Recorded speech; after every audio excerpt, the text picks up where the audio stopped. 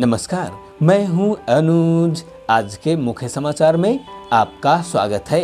एकीकरण को बल देने वाला फैसला। सर्वोच्च न्यायालय ने अनुच्छेद 370 और 35A को निरस्त करने पर ऐतिहासिक फैसला सुनाया। उसने अपने फैसले में भारत की संप्रभुता और अखंडता को बरकरार रखा, जिसे प्रत्येक भारतीय द्वारा सदैव संजोया जाता रहा है। सुप्रीम कोर्ट का यह कहना पूरी तरह उचित है कि 5 अगस्त 2019 को हुआ निर्णय संवैधानिक एकीकरण को बढ़ाने के उद्देश्य से लिया गया था, न कि विघटन के उद्देश्य से। उसने यह भी माना कि अनुच्छेद 370 का स्वरूप स्थायी नहीं था। जम्मू कश्मीर और लद्दाख की खूबसूरत और शांत वादियां, बर्फ से ढके पहाड़ पीढ़ियों से हर भारतीय को मंत्रमुग्ध करते रहे हैं, लेकिन कई दशकों से जम्मू कश्मीर के अनेक स्थानों पर ऐसी हिंसा और अस्थिरता देखी गई जिसकी कल्पना तक नहीं की जा सकती। आजादी के समय तत्कालीन राजनीतिक नेतृत्व के पास राष्ट्रीय एकता के लिए एक नई शुरुआत करने का विकल्प था, लेकिन इसके बजाय भ्रमित दृष्टिकोण जारी रखने का निर्णय लिया गया। इससे राष्ट्रीय हितों की अनदेखी हुई। मेरी सदैव यह अवधारणा रही कि जम्मू कश्मीर एक राजनीतिक मुद्दा नहीं, बल्कि समाज की आकांक्षाओं को पूरा करने के बारे में था। डॉक्टर श्यामा प्रसाद मुखर्जी नेहरू मंत्रिमंडल में बने रह सकते थे, फिर भी उन्होंने कश्मीर मुद्दे पर मंत्रिमंडल छोड़ दिया और आगे की कठिन राह चुनी। इसकी कीमत उन्हें अपनी जान देकर चुकानी पड़ी, पर उनके बलिदान से करोड़ों भारतीय कश्मीर मुद्दे से भावनात्मक रूप से जुड़े। इसी तरह अटल जी ने इंसानियत, जमहूरियत और कश्मीरियत का जो प्रभावी संदेश दिया, वह सदैव प्रेरणा का स्रोत रहा। जम्मू कश्मीर में जो कुछ हुआ वह राष्ट्र और वहां के लोगों के साथ एक बड़ा विश्वासघात था। अनुच्छेद 370 और 35A जम्मू कश्मीर और लद्दाख के सामने बड़ी बाधाओं की तरह थे। इन अनुच्छेदों के कारण एक ही राष्ट्र के लोगों के बीच दूरियां पैदा हो गईं। मैं इसे लेकर बिल्कुल स्पष्ट था कि जम्मू कश्मीर के लोग अपने बच्चों के लिए एक ऐसा जीवन चाहते हैं जो हिंसा और अनिश्चितता से मुक्त हो।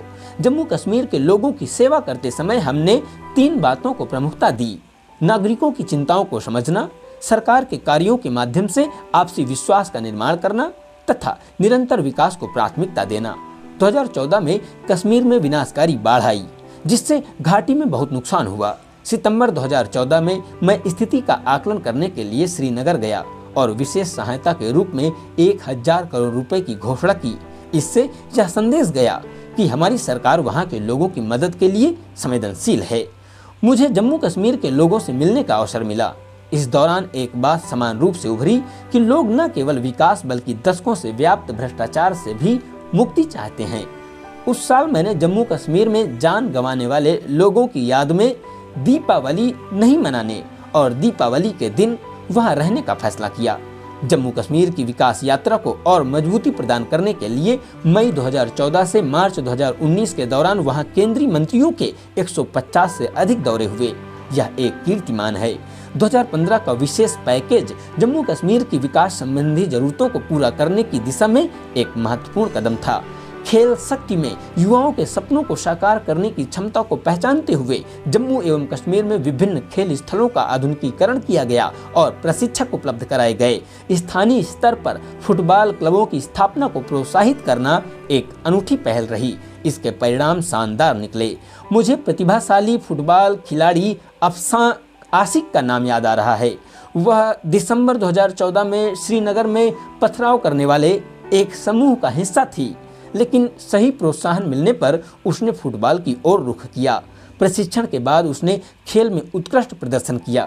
फिट इंडिया डायलॉग्स कार्यक्रम के दौरान उससे हुई बातचीत में मैंने कहा था कि अब बेंड इट लाइक बेकहम से आगे बढ़ने का समय है, क्योंकि अब यह एज इट लाइक अफसां है। अब अन्य युवाओं ने किक बॉक्सिंग, कराटे और अन्य खेलों में अपनी प्रतिभा दिखानी शुरू कर दी है। एक समय हमारे सामने या तो सत्ता में बने रहने या अपने सिद्धांतों पर अटल रहने का विकल्प था। हमने अपने आदर्शों को प्राथमिकता दी। पंचायत चुनावों की सफलता ने जम्मू कश्मीर के लोगों की लोकतांत्रिक प्रकृति को इंगित किया। गांवों के प्रधानों के साथ हुई बातचीत में अन्य मुद्दों के अलावा मैंने उनसे एक अनुरोध किया कि किसी भी स्थिति में स्कूलों को नहीं जलाया जाना चाहिए। मुझे खुशी हुई इसका पालन किया गया। जब स्कूल जलाए जाते हैं तो सबसे ज़्यादा नुकसान बच्चों का होता है। 5 अगस्त 2019 का ऐतिहासिक दिन हर भारतीय के दिल और दिमाग में बसा हुआ है। तब से जम्मू कश्मीर और लद्दाख में बहुत कुछ बदलाव आया। पिछले 4 वर्षों को जमीनी स्तर पर लोकतंत्र में फिर से भरोसा जगाने के रूप में देखा जाना चाहिए। महिलाओं, आदिवासियों, अनुसूचित जाति, अनुसूचित जनजाति और समाज के वंचित वर्गों को उनका हक नहीं मिल रहा था। वहीं लद्दाख की आकांक्षाओं को भी नज़रअंदाज किया जाता था। लेकिन 5 अगस्त 2019 ने सब कुछ बदल दिया। सभी केंद्रीय कानून अब बिना किसी पक्षपात के लागू होते हैं।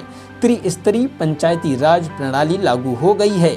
बीडीसी चुनाव हुए हैं और शरणार्थी समुदाय जिन्हें लगभग भुला दिया गया था, उन्हें भी विकास का लाभ मिलना शुरू हो गया है। केंद्र सरकार की प्रमुख योजनाओं ने 100% लक्ष्य हासिल किया है। इससे वित्तीय समावेशन में प्रगति हुई।